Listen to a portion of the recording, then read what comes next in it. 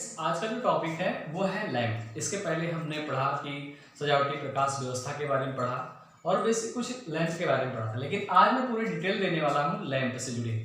यानी लैंप होता क्या है, पहले इसकी चर्चा हो जाए। यानी प्रकाश व्यवस्था के लिए जिस उपकरण का, जिस माध्यम का उपयोग करते हैं वह आपका लैंप होता है। और लैंप जो होते हैं वो मैंने ऑलरेडी यहाँ पर मैंने स्ट्रक्चर पूरा ड्रॉ कर दिया है।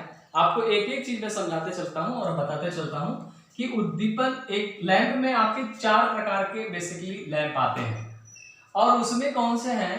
पहले आपका उद्दीप्त लैंप हो गया, फिर दूसरा आता है आपका गैस डिस्चार्ज लैंप, फिर आता है आपका सी जो लिखा है ये कार्बन आर्क लैंप है, फिर आपके आते हैं आखिरी है अन्य लैंप, यानी उसमें कई प्रकार के।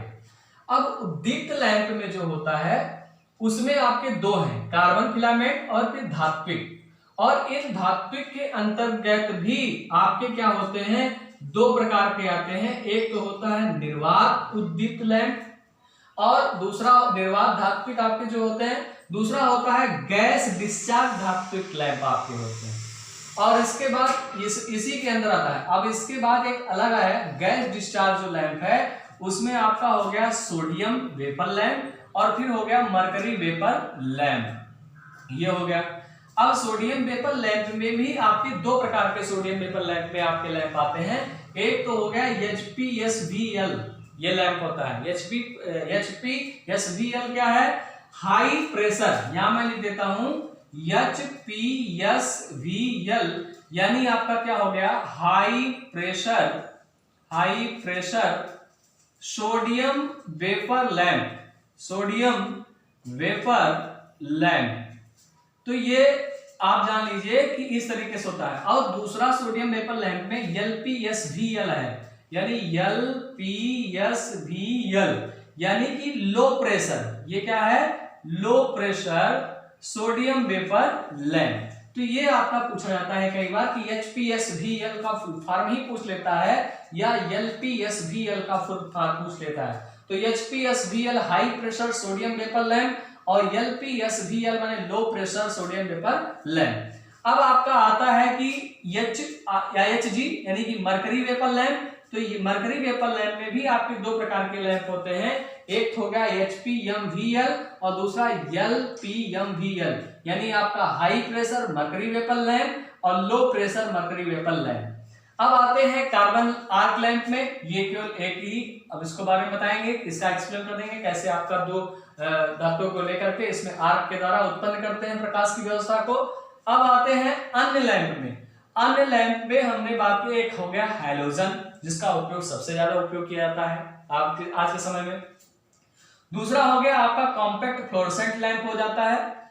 और इसके बाद तीसरा आता है एक सजावटी लैंप, यानी आपके जो आपके झालर होते हैं, आपके LED बल्ब होते हैं, जो लड़ी आप बना करके उपयोग करते हैं या कोई भी 15 वाट के अलग अलग रूपों में, तो ये सजावटी लैंप भी अलग अलग वाटेज में आते हैं। तो ये अन्य लैंप के अंतर्गत आता है, ये सजावटी लैंप है। तो इस तरीके से आपका होता है। आज मैं जो चर्चा करने वाला हूं आपसे वो है आपका उद्दीप्त लैंप। तो उद्दीप्त लैंप क्या होता है, जिसमें उद्दीप्त लैंप क्या है कि जिसमें उष्मा, आपका उष्मा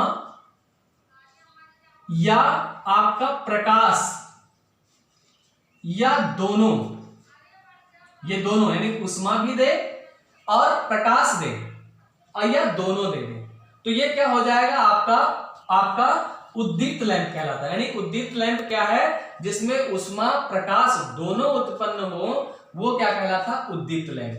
और उद्दीप्त लैंप में आपका आता है कार्बन फिलामेंट लैंप और दूसरा आता है धात्विक आपका फिलामेंट लैंप।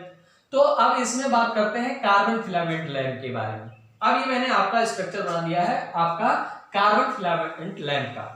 अब कार्बन फिलामेंट लैंप पे देखेंगे, मैंने एक स्ट्रक्चर ड्रॉ किया हुआ है। तो जो सामान्य आपका होता है बल्ब, उसी तरीके से आपका ये अलग अलग वाटेज में कार्बन फिलामेंट के लिए होते हैं, लेकिन बेसिकली जो होता है ये 15 वाट के लैंप आपके उपयोग में लाए जाते हैं, यानी 15 वाट का आपका ये लैंप बनाया जाता है।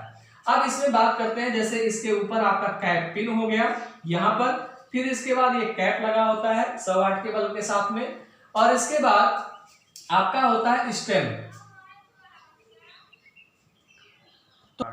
ये जो देख रहे हैं आप, इस तरीके से आपका होता है, लेकिन ये तो है आपका धात्विक फिलामेंट लैंप, लेकिन होता क्या है, सेम टू सेम देख रहे हैं आप, लगभग ऐसे ही स्ट्रक्चर आपका होता है। तो यहां देखेंगे ये आपका हो गया कैप पिन, ये जो आपका ढक्कन है पूरा, फिर इसके बाद यहां तक आपका कैप पिन के बाद ये जो पिन आ गया, इसके बाद ये आ गया कैप पूरा।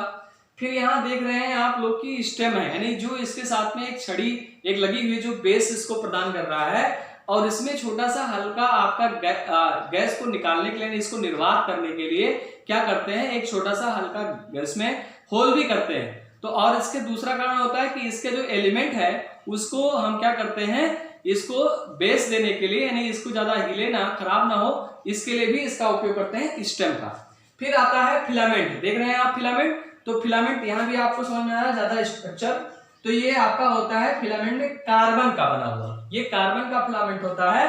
और इसकी जो खास बात होती है वो होती है आपकी कि ये आपका टेम्परेचर जो सह सकता है वो 2000 डिग्री सेंटीग्रेड तक आपका तापमान सहने की क्षमता होती है। अब इसमें ये क्या करता है, कार्बन फिलामेंट जो होता है वो उष्मा और प्लस में आपका क्या होता है, प्रकाश, ये दोनों आपका क्या होता है, उत्पन्न करता है। और बेसिकली ये 15 वाट तक के बनाने में उपयोग होते हैं। तो ये सजावटी कार्य के लिए उपयोग किया जाता है। 2000 डिग्री सेंटीग्रेड तक इसके तापमान सहने की क्षमता है। कैसे होती है, ये पूरे स्ट्रक्चर से निर्वात कर लिया, यानी वात यानी हवा को निकाल लिया जाता है, तो क्या हो जाते हैं, पूरे निर्वात हो जाता है, और फिर इस फिलामेंट को रखते हैं, तो इस कार्बन का ऑक्सीकरण कम हो पाता है। इस नाते इसकी उम्र जो सीमा हो जाती है वो इस बल्ब की सीमा 600 से लेकर के 800 घंटे इसका उपयोग कर सकते हैं। यानी कोई भी बल्ब आपका है वह 600 से लेकर के 800 घंटे तक मिनिमम आपका कार्य करता है। अपवाद स्वरूप हम कुछ भी कर सकते हैं, लेकिन ये बेसिकली 600 लेकर के 800 घंटे उसको चलना ही चाहिए। इसकी उम्र सीमा एक रखी गई, यानी ये उम्र सीमा है, ये उम्र सीमा है कि इतने घंटे आपका चलेगा ही चलेगा। फिर इसके बाद आता है कि ये प्रकाश कितना देगा, तो प्रकाश देता है 2.5 से लेकर के 4 ल्यूमेन प्रति वाट के हिसाब से ये क्या करता है, आपका प्रकाश देता है। तो ये आपका होता है पूरी तरीके से पूरी व्यवस्था होती है कि ये आपका, और इसके बाहरी भाग में आपका होता है ग्लास बल्ब लगा होता है।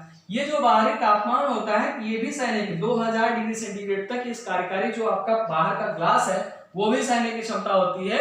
और निर्वात होने के कारण क्या होता है कि इसका ऑक्सीकरण, कार्बन का ऑक्सीकरण नहीं हो पाता और इसकी उम्र हो जाता है, बढ़ जाता है। और ऊपर देखेंगे कि ये आपका कनेक्टिंग पिन लगा हुआ है, और ये कनेक्टिंग पिन के थ्रू ही हमारा क्या होता है, इनपुट करता है सप्लाई, फेज और न्यूट्रल क्या होता है इसके थ्रू जाते हैं, और इसको क्या करते हैं कि ये आपका हीट होता है और प्रकाश भी आपका उद्दीपित करता है। ये इसके गुण होते हैं। अब मैं आपको इसके अलावा एक चीज मैं बताने जा रहा हूं कि आपका होगा